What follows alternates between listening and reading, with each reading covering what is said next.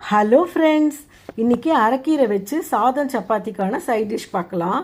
ஒரு கட்டு அரைக்கீரையை நல்லா வாஷ் பண்ணிவிட்டு பொடியாக நறுக்கி ஒரு பேனில் கொஞ்சம் தண்ணி சேர்த்து வேக விட்டுக்கணும்.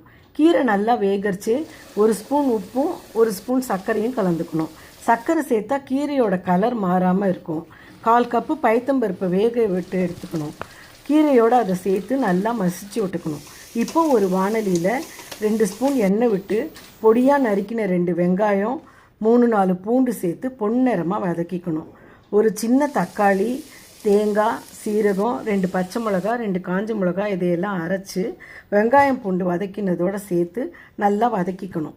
இப்போ இதை கீரையோடு சேர்த்து ஒரு ஸ்பூன் உப்பும் போட்டு தேவையான தண்ணியும் சேர்த்து 2-3 நிமிஷம் நல்லா கொதிக்க விடணும். நல்லா சேர்ந்து கொதித்ததும் ஒரு ஸ்பூன் தேங்காய் எண்ணெயில் கடுகு, உளுத்தம்பருப்பு, சீரகம் சேர்த்து தாளித்தா சுவையான கீரை ரெடி.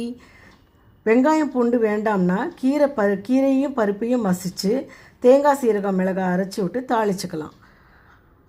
Bye friends.